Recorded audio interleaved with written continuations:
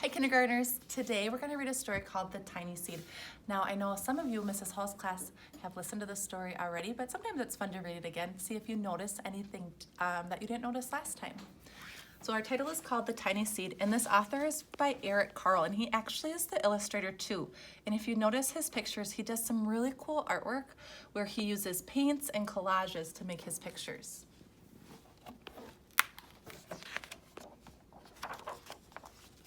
It is autumn. A strong wind is blowing. It blows flower seeds high in the air and carries them far across the land. One of the seeds is tiny, smaller than any of the others. Will it be able to keep up with the others? And where are they all going? I wonder.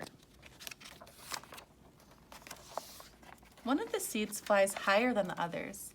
Up, up it goes. It flies too high and the sun's hot rays burn it up.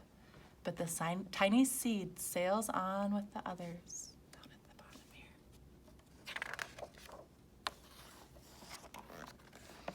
Another seed lands on a tall and icy mountain.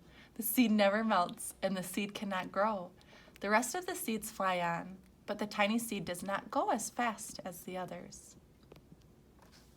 So one seed burned up, it got too much sun. That wasn't good for it. Being on ice is not good for that seed either. I wonder what is good for seeds. Now they fly over the ocean. One seed falls into the water and drowns. The others sail on with the wind, but the tiny seed does not go as high as the others.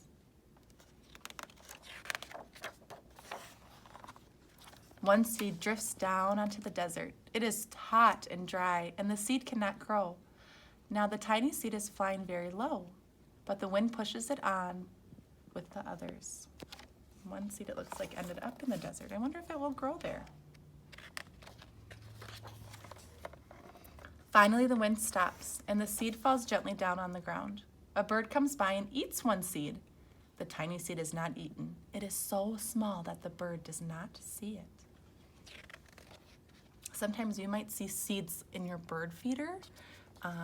Birds like to eat those and other animals, so that's why we want to kind of bury our seeds so they hide from those kind of creatures. Now it is winter. After their long trip, the seeds settle down. They look just as if they are going to sleep in the earth. Snow falls and covers them like a soft white blanket.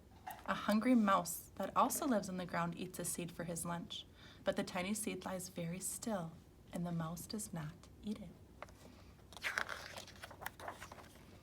Now it is spring. That's what we're in right now. After a few months, the snow has melted. It is really spring. Birds fly by, the sun shines, rain falls. The seeds grow so round and full they start to burst open a little. Now they are not seeds anymore. They are plants. First they send roots down into the earth. Then their little stems and leaves begin to grow up toward the sun and air. There's another plant that grows much faster than the new little plants. It is a big fat weed, and it takes all of the sunlight and the rain away from one of the small new plants, and that little plant dies.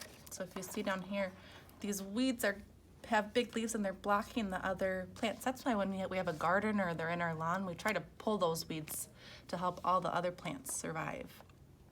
This tiny seed hasn't begun to grow yet. It will be too late. Hooray! Hurry! But finally it too starts to grow into a plant. So there's our tiny seed. The warm weather also brings the children out to play. They too have been waiting for the sun in springtime. One child doesn't see the plants as he runs along, and oh, he breaks one. Now it cannot grow anymore. The tiny plant that grew from the tiny seed is growing fast, but its neighbor grows even faster. Before the tiny plant has 3 leaves, the other plant has 7. And look, a bud, and now even a flower. But what is happening? First there are footsteps, then a shadow looms over them. Then a hand reaches down and breaks off the flower. I wonder why they did that.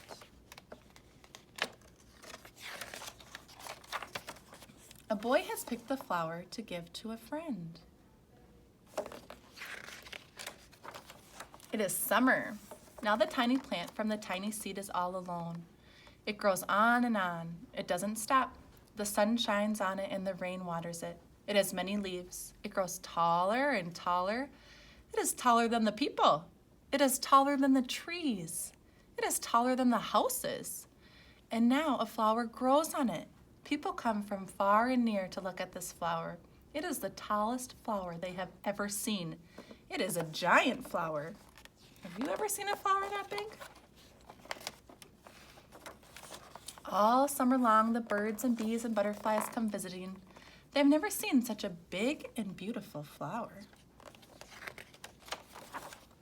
Now it is autumn again. Hey, that's when our book started, was autumn. The days grow shorter, the nights grow cooler, and the wind carries yellow and red leaves past the flower. Some petals drop from the giant flower and they sail along with the bright leaves over the land and down to the ground. The wind blows harder. The flower has lost almost all of its petals. It sways and bends away from the wind, but the wind grows stronger and shakes the flower. Once more the wind shakes the flower, and this time the flower's seed pod opens. Out comes tiny seeds that quickly sail far away on the wind. So inside the flower here, it has a tiny compartment, that's its pod, and it holds all those seeds, and then when it was time, it sends those seeds out. I wonder why. What do you think will happen to those seeds?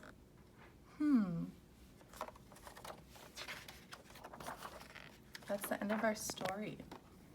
I want you to think about how the tiny seed in this story, how did this seed compare to the story that Miss Hall read, where it was the mystery seed? Do those plants need the same things to grow? And as you're planting your seeds, I want you to notice some things that are happening that might have matched some of these books we read this week. Bye, you guys.